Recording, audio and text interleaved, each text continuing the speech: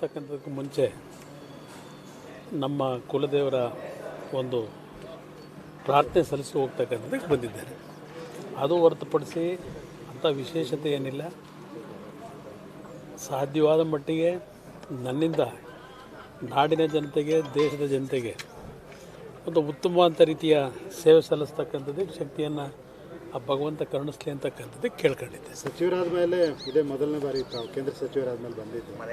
ಹೌದು, ಅದಕ್ಕೋಸ್ಕರ ಇವತ್ತು ಇದೇನು ಸಕಲೇಶ್ಪುರದ ಕಾರ್ಯಕ್ರಮದ ಹಿನ್ನೆಲೆಯಲ್ಲಿ ಆ ಒಂದು ಕಾರ್ಯಕ್ರಮಕ್ಕೆ ಬರ್ತಕ್ಕಂಥ ಒಂದು ಅವಕಾಶದಲ್ಲಿ ನಮ್ಮ ಮನೆ ದೇವರಿಗೆ ಭಾಳ ದಿನಗಳಾಗಿತ್ತು ಬಂದು ದೇವರ ದರ್ಶನವನ್ನು ಪಡೆದು ಹೋಗೋಣ ಅಂತ ಹೇಳಿ ಅದಕ್ಕೋಸ್ಕರಲೇ ಬಂದಿದ್ದೇನೆ. ಭದ್ರಾವತಿಗೆ ಈಗಾಗಲೇ DPR ಮಾಡಲಿಕ್ಕೆ ಹೇಳಿದ್ದೇವೆ. ಈಗಾಗಲೇ ದೇಶದ ನಾನಾ ಭಾಗದ ಇರ್ತಕ್ಕಂಥ ನಮ್ಮ ಉಕ್ಕು ಕಾರ್ಖಾನೆಗಳೇನಿದೆ, ಸೇಲ್ನಿಂದ ಸುಮಾರು 1,30,000 ಕೋಟಿ ರೂಪಾಯಿಗಳ ವೆಚ್ಚದಲ್ಲಿ ಪುನಶ್ಚೇತನವನ್ನು ಮಾಡಬೇಕು ಅಂತಕ್ಕಂಥ ಒಂದು ಚಾಲನೆ ನೀಡ್ತಾ ಇದ್ದೇವೆ. ಆ ಒಂದು ಚಾಲನೆ ನೀಡ್ತಕ್ಕಂಥ ಸಂದರ್ಭದಲ್ಲಿ ದಕ್ಷಿಣ ಭಾರತದಲ್ಲಿರ್ತಕ್ಕಂಥ ನಮ್ಮ VSL ಇರ್ಬೋದು, ಜೊತೆಗೆ ತಮಿಳುನಾಡಿನ ಸೇಲ್ ಇರ್ಬೋದು, ನಮ್ಮ ಸೇಲಂನ ಪ್ಲ್ಯಾಂಟ್ ತಮಿಳುನಾಡಿನಲ್ಲಿ ಎರಡಕ್ಕೂ ಒಂದು ಪುನಶ್ಚೇತನ ಕಲ್ಪಿಸಬೇಕು ಅಂತಕ್ಕಂಥದ್ದಕ್ಕೆ ಈಗಾಗಲೇ 2-3 ಸಭೆ ಮಾಡಿದ್ದೇವೆ.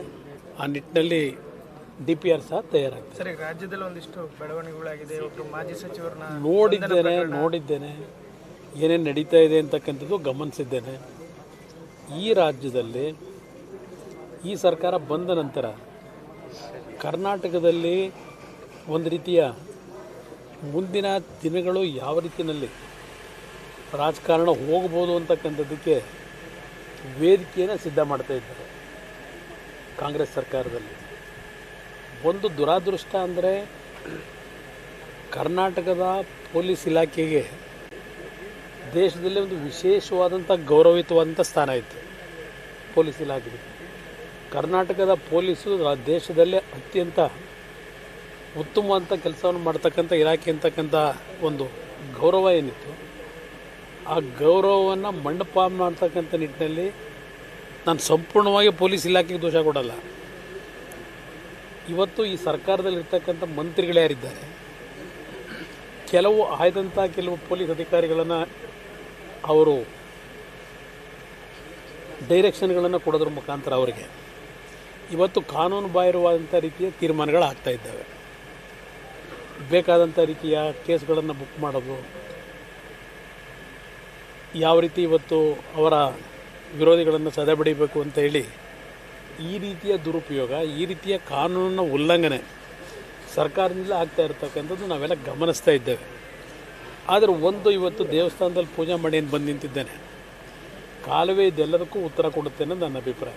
ನನಗೆ ಇವತ್ತು ನಾನು ನೆನ್ನೆಯೂ ಸಹ ಪಾಪ ನನ್ನ ಸ್ನೇಹಿತರಲ್ಲಿ ಕೇಳಿದ್ರೆ, ನೀವು ಈ ವಿಧಾನಸಭೆಯ ಕೊನೆಯ ದಿನ ಕಲಾಪದಲ್ಲಿ ವಿಧಾನ ಪರಿಷತ್ನಲ್ಲಿ ನಡೆದಂಥ ಘಟನೆ ಬಗ್ಗೆ ಇದು ಪ್ರಾರಂಭ ಆದಂಥದ್ದು ರಾಜ್ಯಸಭೆಯಲ್ಲಿ ಪ್ರಾರಂಭ ಆದಂಥದ್ದು. ರಾಜ್ಯಸಭೆಯಲ್ಲಿ ಕೇಂದ್ರದ ಗೃಹ ಸಚಿವರು ಅವರ ಒಂದು ಕಾನ್ಸ್ಟಿಟ್ಯೂಷನ್ನ ವಿಷಯದಲ್ಲಿ ಚರ್ಚೆ ಆಗಬೇಕಾದ್ರೆ ಕೆಲವು ವಿಷಯಗಳನ್ನೇನು ಪ್ರಸ್ತಾಪ ಮಾಡಿದ್ದಾರೆ, ಅದು ಅಲ್ಲಿಯ ಸದನಕ್ಕೆ ಸೇರಿರ್ತಕ್ಕಂಥ ವಿಷಯ. ಅದನ್ನು ಇಲ್ಲಿ ಸದನದಲ್ಲಿ ತೆಗೆದುಕೊಂಡಂಥ ವಿಷಯ ಏನಿದೆ, ಅಮಿತ್ ಶಾ ಅವರು ಸದನದ ಸದಸ್ಯರ ಇಲ್ಲಿ ಉತ್ತರ ಕರ್ನಾಟಕದ ಭಾಗದ ಹಲವಾರು ಸಮಸ್ಯೆಗಳ ಬಗ್ಗೆ ಚರ್ಚೆಗೆ ಆ ವಿಶೇಷವಾದ ಅವಕಾಶ ಕೊಡ್ತೀವಿ ಅಂತ ಹೇಳಿ ಡಂಗೂರ ಹೊಡೆದ್ರು. ಬಾಣಂತಿಯರ ಸಾವು, ನೆನ್ನೆಯೂ ಸಹ ಒಂದು ಹೆಣ್ಣು ಮಗುಗೆ ಜನ್ಮ ಕೊಡಬೇಕಾದ್ರೆ ತೀರ್ಕೊಂಡಿದ್ದಾಳೆ. ಪ್ರತಿನಿತ್ಯ ನಡೀತಾ ಇದೆ. ಇದು ಯಾವುದರ ಬಗ್ಗೆ ಈ ಸರ್ಕಾರಕ್ಕೆ ಕಿಂಚಿತ್ತು ನಾಡಿನ ಒಂದು ಭವಿಷ್ಯದ ಬಗ್ಗೆ ಚಿಂತೆ ಇಲ್ಲ. ಅವರ ವಿರೋಧಿಗಳ ಬಗ್ಗೆ ಯಾವ ರೀತಿ ಕೆಲವು ಪೊಲೀಸ್ ಅಧಿಕಾರಿಗಳನ್ನು ಇಟ್ಕೊಂಡು ಅವರ ದಮನ ಮಾಡಬೇಕು ಅಂತಕ್ಕಂಥದ್ದೇನು ಹೊರಟಿದ್ದಾರೆ. ಅವತ್ತು ರಾತ್ರಿಯ ಒಂದು ಘಟನೆ ಏನಿದೆ, CT ರವಿ ಅವರದ್ದೇ ಹೇಳೋದಾದರೆ, ರಾತ್ರಿ ಎಲ್ಲ ಸುತ್ತಿಸ್ಬೇಕಾಗಿತ್ತ, ಅವರೊಬ್ಬ ಜನಪ್ರತಿನಿಧಿ ಇದ್ರಲ್ವೇ, ಅರೆಸ್ಟೇ ಮಾಡೋದಾದರೂ ನೇರವಾಗಿ ಬೆಂಗಳೂರಿಗೆ ಕರ್ಕೊಂಬರ್ಬೋದಾಗಿತ್ತು ಜನಪ್ರತಿನಿಧಿ ಕೋರ್ಟ್ಗೆ. ರಾತ್ರಿ ಎಲ್ಲ ಸುತ್ತಿಸ್ಬೇಕಾದ ಅವಶ್ಯಕತೆ ಏನಿತ್ತು? ಯಾರು ಡೈರೆಕ್ಷನ್ ಕೊಟ್ಟವರು ಇದಕ್ಕೆ?